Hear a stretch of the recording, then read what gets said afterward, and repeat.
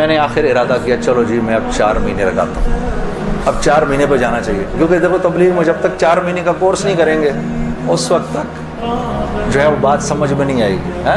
داڑھی کبھی بڑھے گی، کبھی چھوٹی ہو جائے گی، کبھی سر پہ ٹوپی آئے گی، کبھی اتر جائے گی۔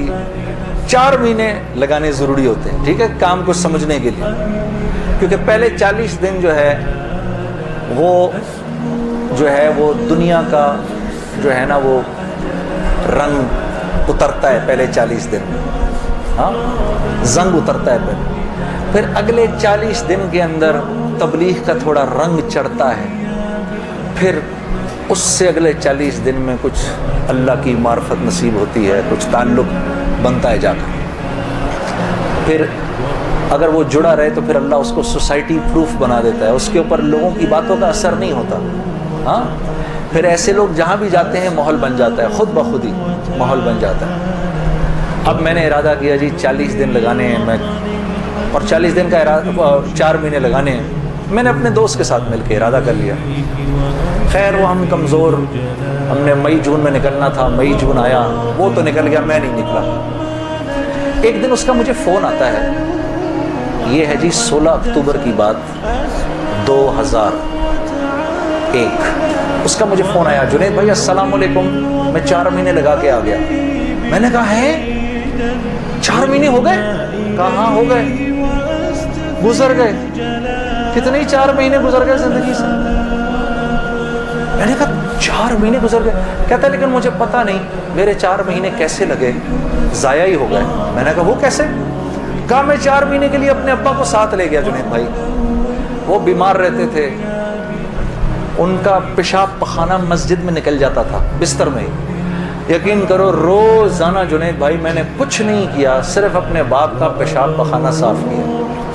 4 مہینے اس کی اس بات نے مجھے اندر سے ہلا دیا کہ کسی انسان کو اپنے باپ کی ایسی خدمت کرنے کا موقع ملا ہو، اور کہتا ہے پتہ نہیں میرے 4 مہینے تو کیا ہی لگے، میں تو سارا وقت باپ کی خدمت ہی کرتا رہا 4 مہینے۔ اور 4 مہینے کے بعد وہ آیا ہے اور اس کے باپ نے اس کو گلے لگا کے بولا بیٹا تیری وجہ سے میرے 4 مہینے لگ گئے۔ 2 دن بعد باپ کا انتقال ہو گیا، ہم خود جنازے میں تھے 2 دن میں۔ میں نے ارادہ کر لیا جی میں جا رہا ہوں 4 مہینے کے لیے، بیوی کے پاس گیا، میں نے بولا سنو میں 4 مہینے کے لیے جا رہا ہوں۔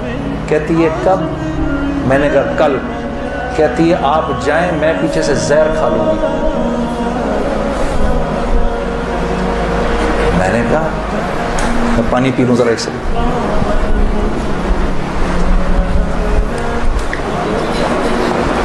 میں نے کہا یار اب میں سوچ رہا ہوں یار یہ چانس لیا جائے نہ لیا جائے، موقع تو بہت اچھا ہے۔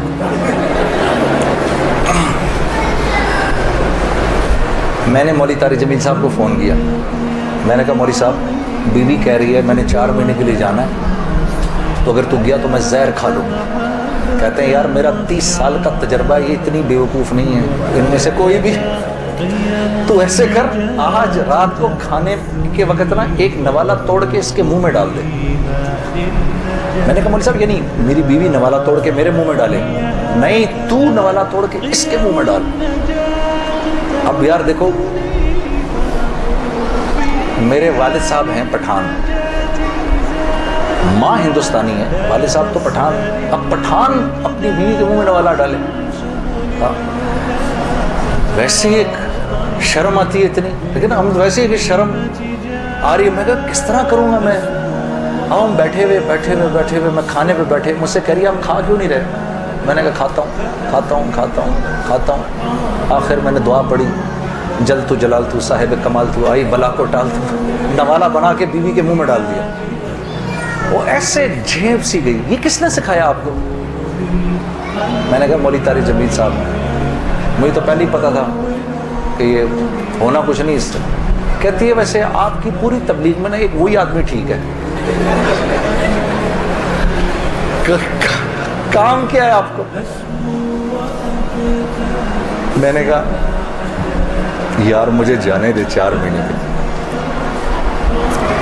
پھر میری بیوی نے میرا بیگ بنایا 4 مہینے کے لیے، اور اس اللہ کی بندی کے لگے 4 مہینے، میرے تو نہیں لگے، میں تو دنیا بھر میں گھومتا رہا۔ اس نے میرا بیگ بنایا، اس نے میرے بچوں کو دیکھا، ہم اس وقت ایک ہی گھر میں رہتے تھے سارے، میرے ماں باپ کی خدمت اس نے کی، اس نے دیکھا ان کو، گھر کی بڑی تھی وہ، بڑی بھابھی تھی، باقیوں کو بھی اس نے دیکھا۔ پیسے میرے پاس نہیں تھے کیونکہ میں تو کاروبار ہی چھوڑ دیا تھا، پیسے بھی نہیں تھے۔ میں نے اس سے پوچھا بھی نہیں، عائشہ تو کیسے چلائے گی یہ سب کچھ؟ اللہ جانے اس نے کیسے چلایا، اللہ اس کو جزائے خیر دے، اللہ اسے خوش رکھے۔ اور میرے 4 ماہ لگ گئے، اس طرح لگے۔